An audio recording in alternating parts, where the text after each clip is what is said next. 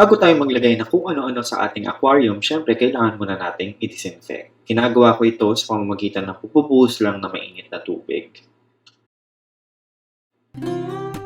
Ilagay muna natin ang mga maliliit na bato.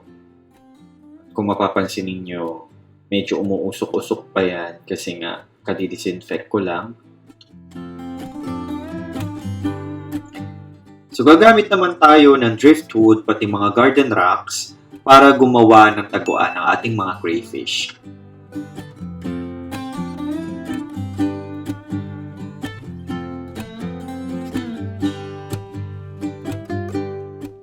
Gagamit ako ng overhead filter para sa aquarium na ito. So ipapakita ko sa inyo kung paano siya siniset up. Ilalagay muna natin yung mga porous rings. Yung porous rings na yan, nanggaling din yan mismo dun sa filter ng isda. Meron ng mga beneficial bacteria yan, kaya nilagay ko dyan. Para nang sa ganun, hindi na natin kailangan pang i-cycle itong aquarium na ito. I know na may nagpagsasabi sa inyo na hindi kailangan i-cycle yung aquarium dahil crayfish naman siya, pero para sa akin, kailangan pa rin. Kasi this will help na i-convert yung tae or yung mga poop ng crayfish, yung ammonia na nanggagaling doon, to less harmful substance. Para na sa ganun, maiwasan natin yung problema. And then after natin ilagay yun, ipapatong natin itong polyester cloth. So, water polisher siya para nang sa ganun, laging malinaw yung tubig sa ating aquarium.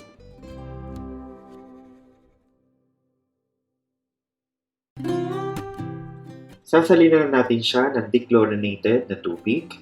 Hindi ko pupunuin yung aquarium kasi baka tumakas yung ating mga crayfish. May ugali kasi sila na ganun. At kapag tumakas sila, baka makita sila ng mga pusa o pagpiestahan sila.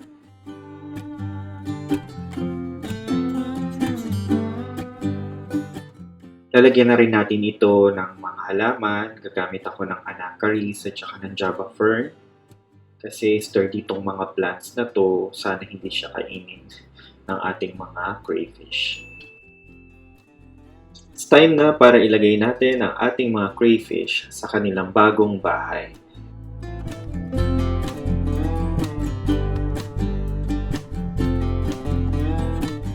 Gumamit ako ng styrofoam board para sa takip ng aquarium. Pinatuwang ko na lang siya ng wallpaper para magandang tignan. At para sa light, gumamit lang ako ng ordinaryong lamp. Nabanggit ko nga dun sa previous na video ko na namatay na yung alaga ko na flower horn na si Aris. So kaysa naman sa itapon to, ito na lang yung ipapakain ko sa ating mga crayfish. Ibababad ko lang muna sila sa mainit na tubig para lumambot. And then, dudurugin ko sila ng kutsara kasi lumulutang tong mga pellets na to. Kailangan na mag-absorb sila ng water para lumubog sila sa tubig.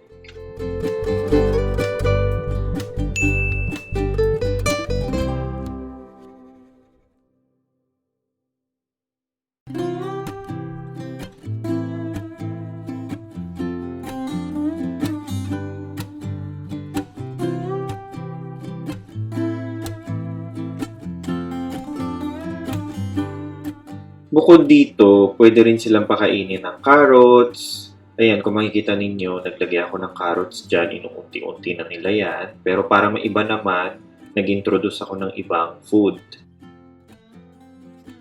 Sinama ko na rin dito yung dalawang malaking suso para may tagalinis tong aquarium na to.